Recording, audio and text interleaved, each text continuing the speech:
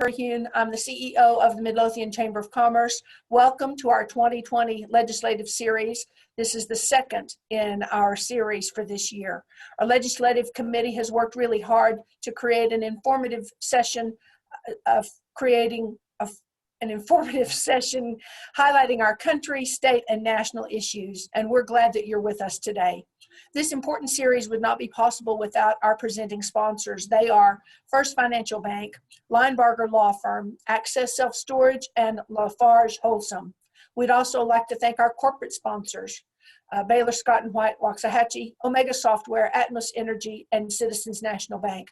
At this time, I would like to introduce Jackie Clark. She is representing Lafarge Wholesome. And Jackie, if you'll please unmute yourself and introduce our speaker today. Yes, ma'am. Thank you, Laura, for the kind opportunity to introduce Congressman Wright today. And I am with Lafarge Wholesome's Government Relations Department, but I've been around Midlothian in government affairs capacities for a dozen years. And I am also very happy to send the regards of our plant manager, Michelle Moser, and Midlothian Chamber Board member, Daniel Carnes from the plant today. So let me get to the business at hand, introducing the Congressman. Congressman Ron Wright was elected to his first term in Congress in 2018. He represents the 6th Congressional District of Texas in the U.S. House of Representatives, which of course includes Midlothian, Texas. Mr. Wright currently serves on the House Foreign Affairs Committee and the House Education and Labor Committee. Ron graduated from Azle High School before attending UT Arlington. A 6th-generation resident of Tarrant County, he served 8 years on the Arlington City Council. Ron was the district director and then chief of staff for U.S. Congressman Joe Barton before being appointed to replace Betsy Price as the tax assessor collector of Tarrant County. Ron, of course, has served on a number of boards and commissions, including the Arlington Night Shelter, Tarrant County Historical Commission, the Arlington Housing Authority Board, the Mansfield Education Foundation, the Arlington Human Service Planners, the Arlington Historical Society, the Arlington Sports Authority, and as founding president of the Arlington Tomorrow Foundation. He has received numerous awards recognizing his civic leadership. All well-deserved, no doubt. Ron and his wife, Susan, have 3 children and 9 grandchildren. They live in Arlington with their 2 labs, Belle and Bo. Congressman, welcome. Well, thank you so much. Thanks for having me today. I always enjoy the Midlothian Chamber every year. Not only, I tell you the truth, I wish we were out of this COVID-19 pandemic and could do this personally, but not only because I enjoyed the fellowship, but you always served great food. And I'm all about food. I'm on a COVID diet, which means I've gained weight since the pandemic started.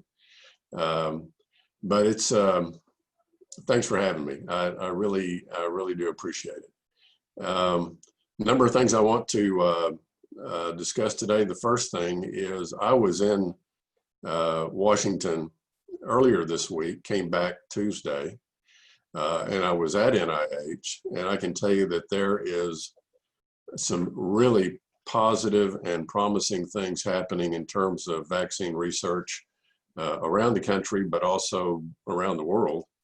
And I think we're getting closer and closer every day to having one that we know works and would be safe. We don't know yet exactly when it's going to happen. I wish I could give you a timeline. I wish I could say that, you know, by the end of September, we're going to have a vaccine. I can't say that, but I will tell you that a lot of really promising, positive things are happening on that front. You know, the economic numbers, they go up and down, but mainly the trajectory is up for the economy overall.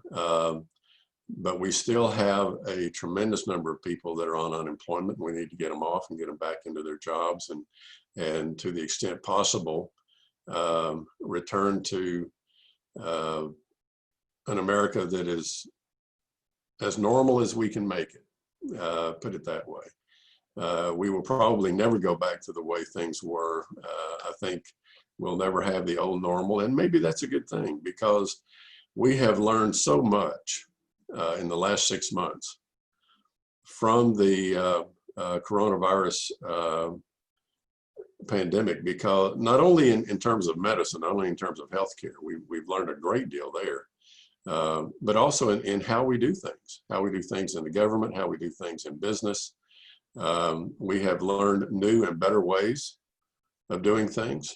And when this is over, we need to continue a lot of that, the more positive elements we need to continue. And that's going to be part of making a better tomorrow. We will get through this, and we're going to come out of it better than we were before, stronger than we were before, because of what we've learned just in the last 6 months, certainly the last 8 months when we first started hearing about it. And you know, let me go back to that for just a second, because I want to provide some context for what's happening now. When we first heard about the virus, and it was coming out of China, there was a great deal of miscommunication and misinformation, most of which came from the Communist Chinese, the ruling government there. And it is not an exaggeration at all to make the statement that hundreds of thousands of people in the world have died because the Communist Chinese lied. We know they lied. We can prove they lied. And unfortunately, at the time, and I don't think this was intentional at all, but the World Health Organization amplified what the Communist Chinese were saying. And you saw what happened in Italy.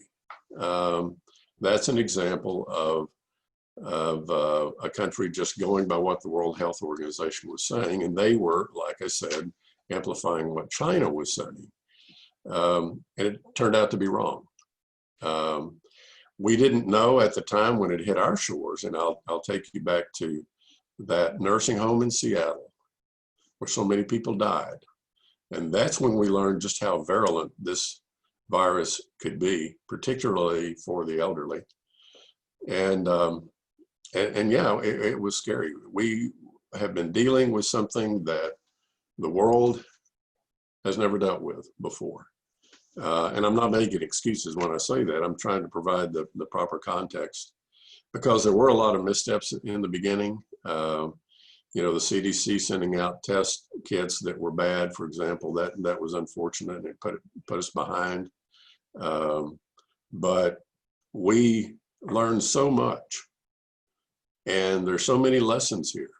Again, not just in healthcare, but in terms of, you know, personal hygiene, how we interact with people, particularly in large groups, in terms of how we conduct business, all kinds of things, how we communicate. And we need to take those things into the future, and it will better prepare us for the next pandemic, and there will be one at some point. We learned from every one of these. We learned from SARS. We learned from Ebola. We learned from the Spanish flu of 1918, and we take those lessons forward. But again, when the next one hits, it's going to hit in a way probably that will make it a novel coronavirus, and it will have elements that we probably have never dealt with before. But we're going to be in much better shape to deal with the next one than we were this one or previous ones. And one of the lessons, probably to me the biggest lesson, is never again can the United States of America put itself in the position where it relies on a foreign country, and particularly an adversary like the Communist Chinese, for medicines and equipment that we know we'll need. We know we'll need them in an emergency. And that is something that had happened over a period of several years, over a period of different administrations, both Democrat and Republican.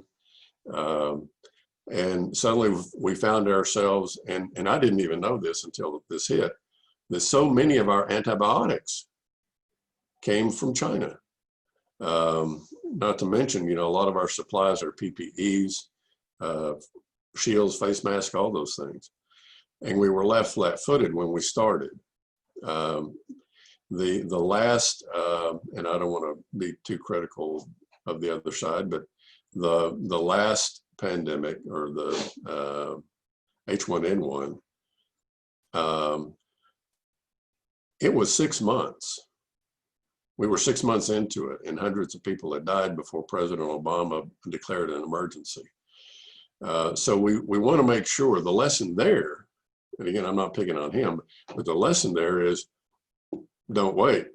When you see something that is about to get out of control, you want to declare the emergency. The other thing is they depleted the stockpiles and didn't replenish them. So we didn't have enough of it in our own stockpiles. So the lesson is we've got to have domestic resources and not depend on other countries for those things that we know are vital, that we know are critical in a healthcare emergency. And that's probably one of the biggest lessons we've learned from all of this. And I think going forward, we won't repeat that mistake. Now, that may mean that we have to pay more for it, and that's okay. It's better to pay more for a face mask made here, where we can create the stockpiles and all of the things that we need. Having that knowledge, that confidence that we're going to have those things when we need them, is worth paying more for it. And so I think that will happen going forward. One of the best things that we did, I think, was the PPP program, Payroll Protection Program. And that's been immensely popular around the country. And while there was some missteps because it had never been done before in the beginning, fortunately, the secretary and the head of the SBA listened when we were getting calls in Congress, members of Congress, from our constituents about how difficult they had made it. We realized that in writing the regulations for the PPP program, they had created some obstacles. And we said, stop it. Don't make, this should be something easy to do, not hard to do. And they listened, and they removed a lot of those obstacles. So, again, you learn going forward. And when you're spending the amount of money that we have spent, when it's trillions of dollars, and you're trying to get it out the door as quickly as possible, there's going to be some mistakes, there's going to be some missteps, and that will happen next time if we're dealing with something that we've never dealt with before. The PPP program needs to be extended. It's in the Republican plan that's in the Senate, and I'm hopeful that the two sides after the conventions will come together and we can get this done. Again, not to be partisan, but there are people on both sides of the aisle that are good people that want to do good things for the country, that want to solve problems and get us past all of this and move the country forward. The leadership has been the problem.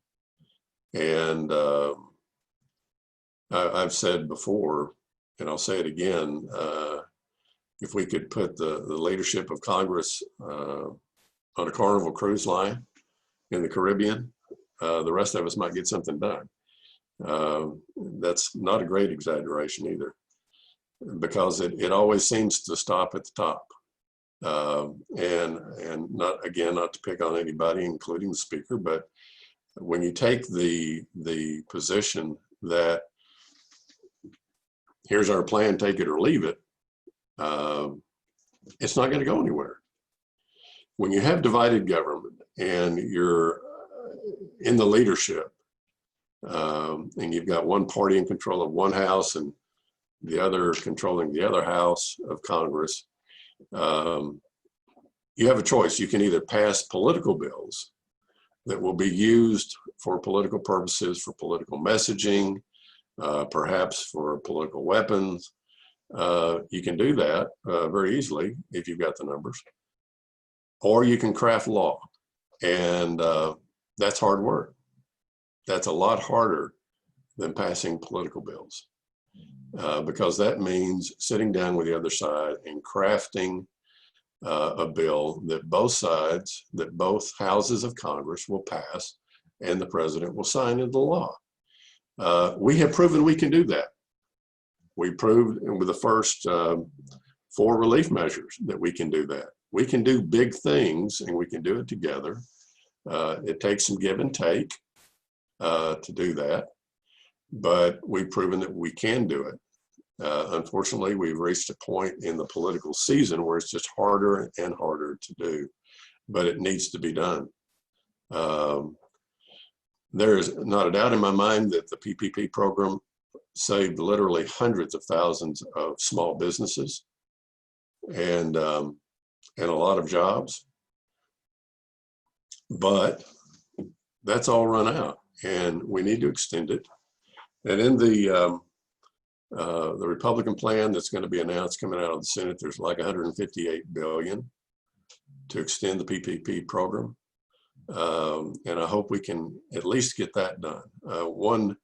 One promising thing that's happened, and it happened just this week, is 100 Democratic House members sent a letter to Speaker Pelosi asking her to drop that position of take it or leave it, and to get back to work forging a compromise that everybody can accept. So that's promising. And I'm hoping that after, again, it's going to be after the conventions, because right now we're in hyper partisan mode, that we can get this done. The other thing in the plan is $105 billion for education. We need this. We need to get this to the states as quickly as we can, so that it gets to the school districts as soon as possible. You know, it's the federal government, and I'm on the education committee. The federal government has a very limited degree of authority and responsibility when it comes to public education, particularly K through 12. And that's the way it should be. You know, that shouldn't be directed from Washington. That should be a local matter. And I hope that is always the case, because our communities are so different and across the country, and it just would not make any sense to federalize K through 12. Those decisions need to be made, for the most part, locally. What the federal government can do and should do is provide resources, and we've done that before, and there's more money for education in this next package if we can get the package done, and that's going to be up to Speaker Pelosi. I think in terms of the money that's being spent, most of the states have not spent their CARES Act money. In fact, Texas has spent, the last figure I saw, and it was very recent, was like 12% of all the money that had been sent to Texas. And it's not because somebody's necessarily hoarding it. It's just a slow process once it gets to the state to get it out to the different communities and things like that. They do need to quicken the pace, because when we passed the CARES Act, the intent of Congress was not that states would hold on to that money, but that it would be spent as soon as possible to help the economies in those states, and to help healthcare facilities and things like that, and the schools. So I'm hoping this next package, we can get it done and get the money out to the states and to the school districts and the other communities as quickly as possible. There's more money in there for several $billion for continued research on vaccines. As I said, everything is looking very positive and very, very promising. They're having very good results. I do want to compliment and I was at NIH Monday. I want to compliment those folks. I want to compliment the Department of Health and Human Services and the president for removing so many barriers, so many obstacles to the research and development of these new drugs, where it used to would take months to get different steps of approval. It's now taking weeks, and that is helping a lot to get not only a vaccine developed, but also drugs that will help fight the symptoms of COVID-19, so that if you do get it, you don't necessarily die from it. So that's important. We're going to go, and this is just a great disappointment for me. I'm going to fly back to Washington Friday to vote Saturday on something that I consider nonsensical, and that is a postal service bill that is being, and it will pass the House. They've got the votes. That is unnecessary. And in terms of how to make the Postal Service solvent, honorable people can disagree, and it's fine to disagree. But in terms of misrepresenting the facts, that's a different matter. And especially to do it for political reasons, to try and frighten people.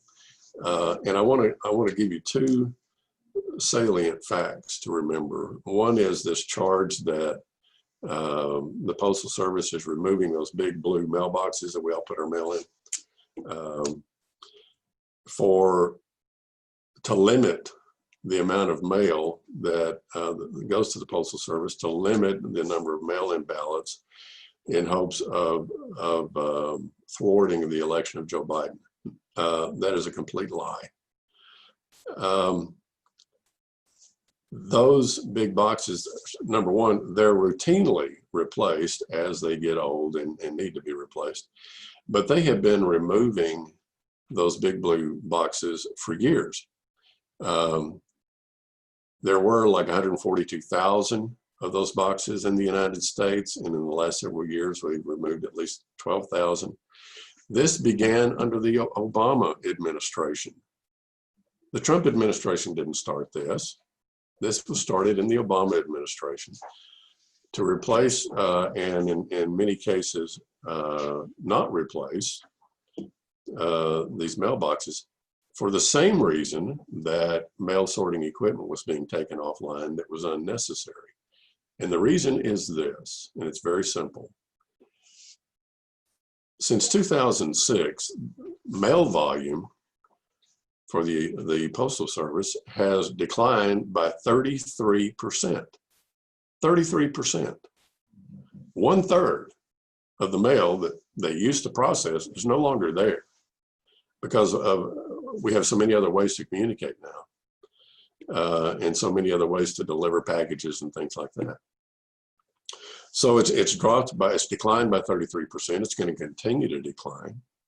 And taking unnecessary equipment offline saves a lot of money. Last year, the Postal Service lost $8.8 billion.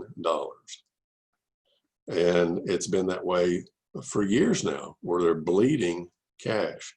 Having said that, no, there is no need for a bailout for two reasons. One, the Postal Service, and again, I'm giving you some just facts, the Postal Service has funding to last through August of 2021.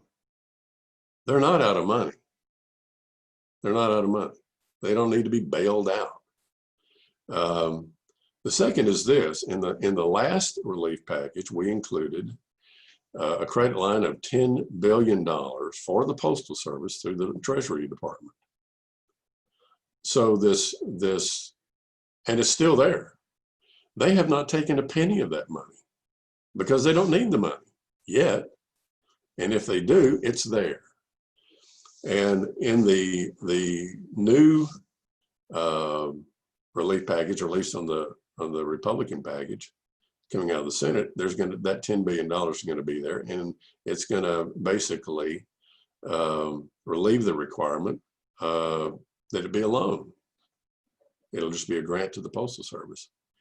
So those are facts. And again, we can disagree, that's fine, on how to move forward to make the post office solvent.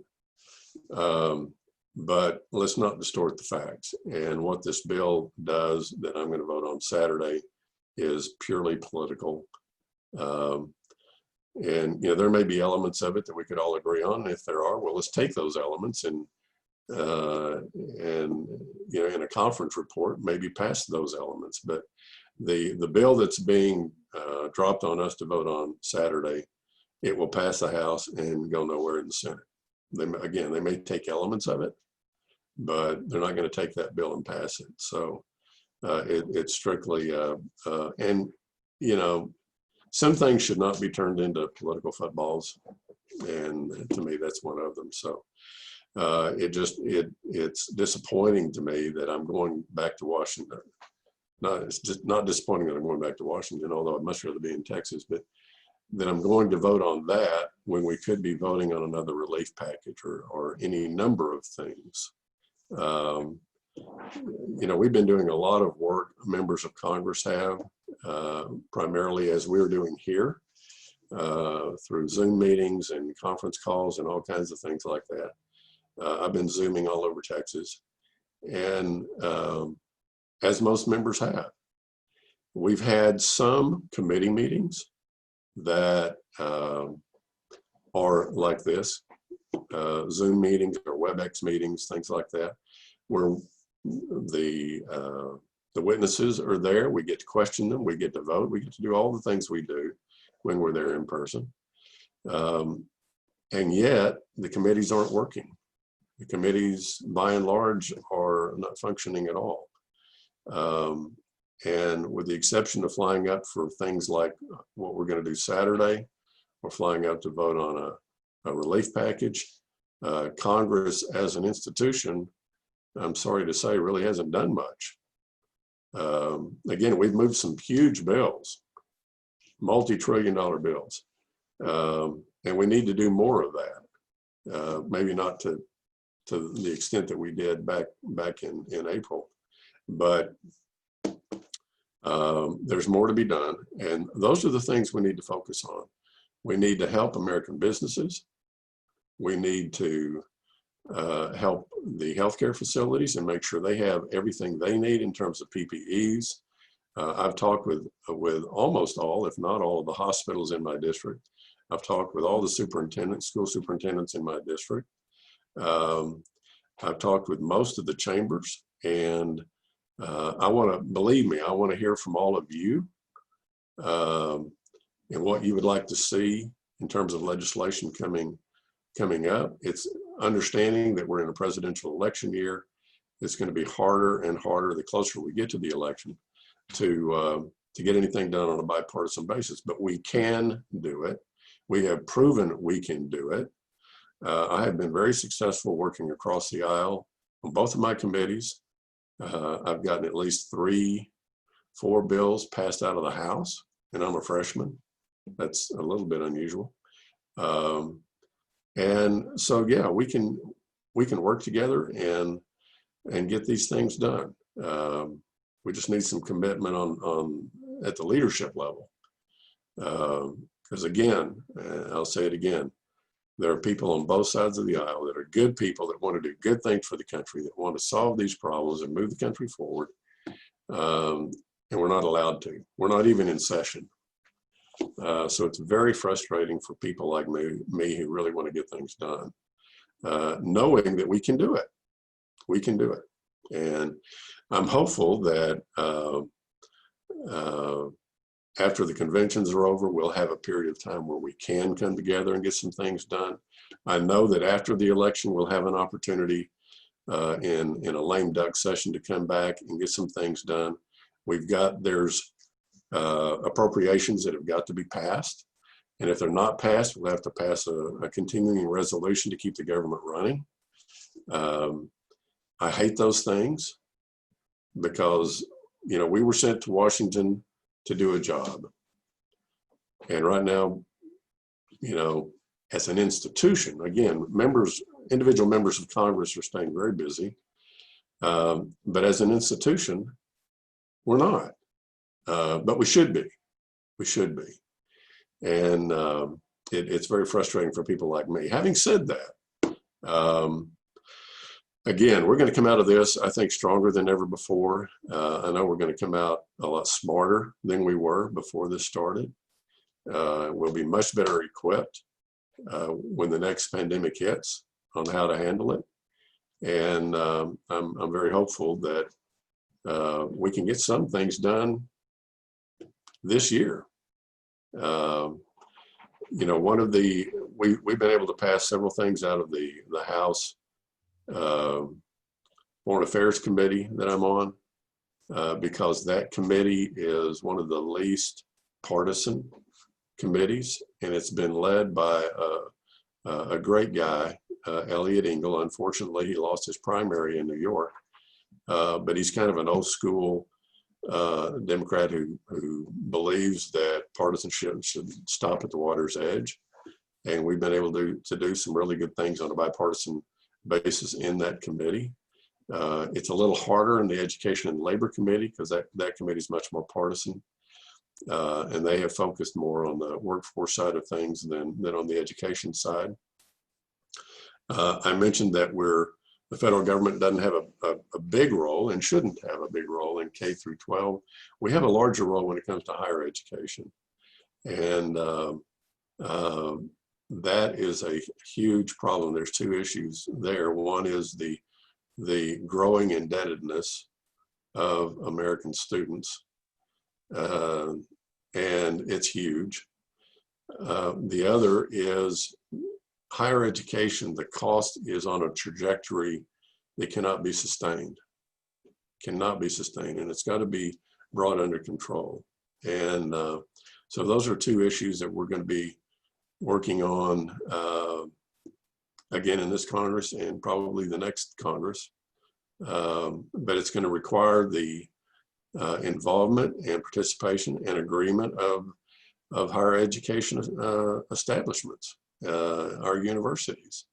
Right now, there is no incentive, there's zero incentive for universities to lower their costs or to find ways to cut their costs, because the federal government took over all the loan programs that used to be in the private sector with banks and whatnot. And so they know they're going to get their money. And the idea of actually lowering cost and cutting costs at the university level is foreign to them. And I'm not trying to pick on them because I'm pro-education kind of guy, but they're going to have to be part of the solution. And I think they won't have a choice in the future because, again, the trajectory of higher education cost is not sustainable. So that's one of the issues we're going to be dealing with on the Education Committee. I absolutely love being your congressman. It is a huge honor. I've said this before, every time I walk on the House floor, I feel that honor. And the day I no longer feel that honor is the day I need to come home. But every day that I walk on that floor to vote or to make a speech, I feel the honor of being there. And I want to thank all of you for that. And with that, Laura or Allie, I'll be happy to take some questions. All right, we did receive some questions. Before we get to those, I want to tell you that we are honored to have you as our guest today, and we appreciate your serving your constituents as you do. Thank you. All right, the first question we have gotten is from John. He asks, do you think that Congress will pass de minimis forgiveness for loans under 150,000 or 350,000. I am seeing small businesses struggle with the process of seeking forgiveness. And with the 20 interim final rule changes, it is all but impossible for people to keep up with the changes.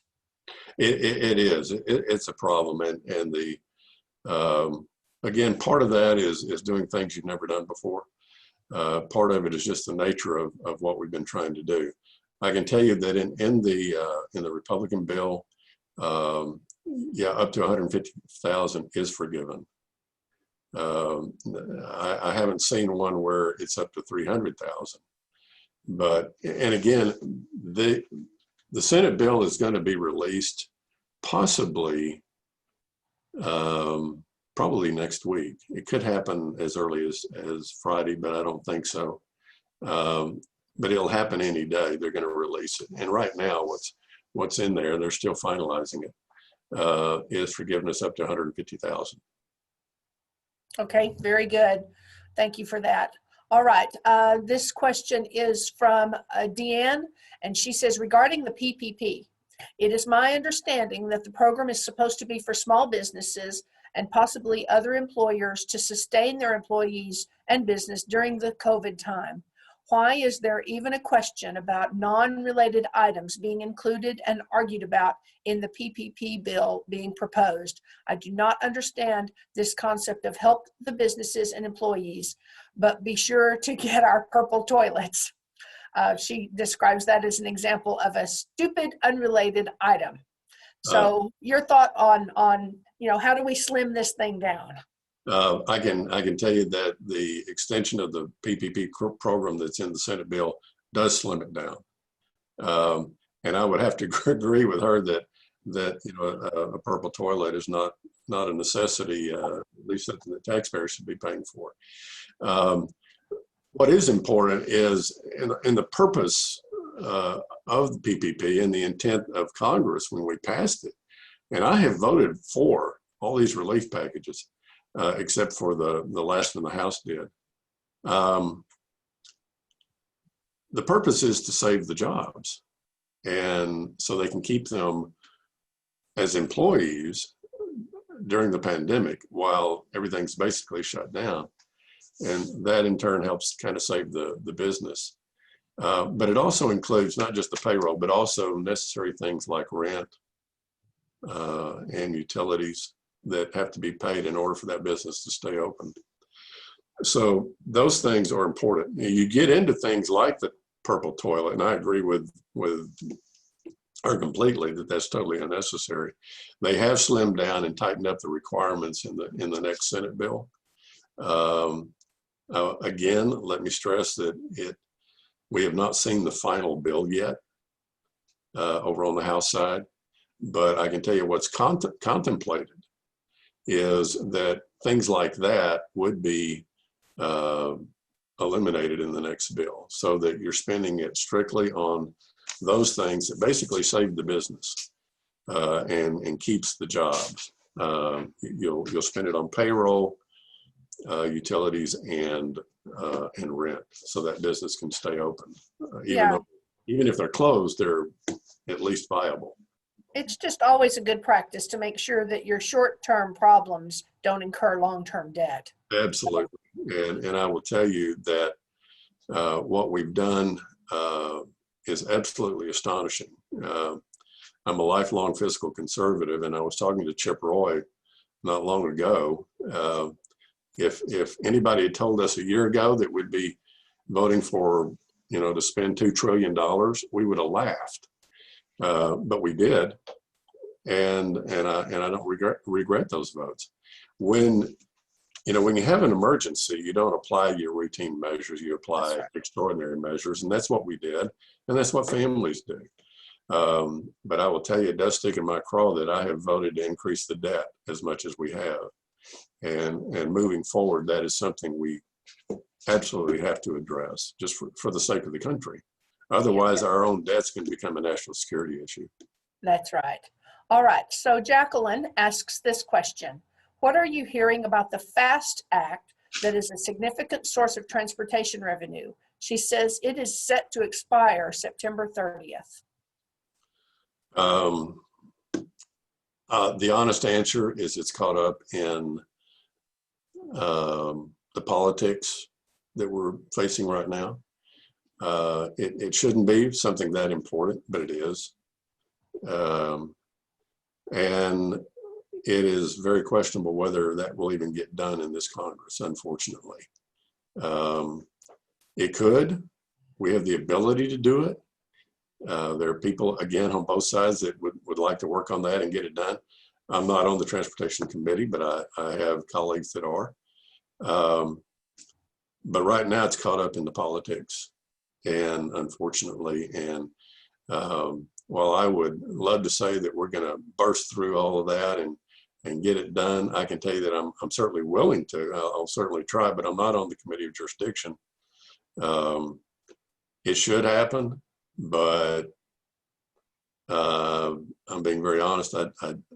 Given the politics that we're seeing right now, it probably won't be. But I would love. That doesn't mean you stop trying. Even when you're faced with some very difficult political situations, you don't stop trying. You keep trying to get it done and working with other people, including people across the aisle. And that's what I'm prepared to do. And I think most people on the Transportation Committee are prepared to do. We have a powerhouse in our area when it comes to transportation issues, and that's Eddie Bernice Johnson in Dallas. She's a great lady, and she's one that we have always been able to work with across the aisle. I'll reach out to her office and see what the latest is on that. But the politics in the House right now are about as dysfunctional as I've ever seen them, and I've been watching it a long time. But that doesn't mean we stop trying. We try all the more, all the harder, because things are difficult. You don't stop.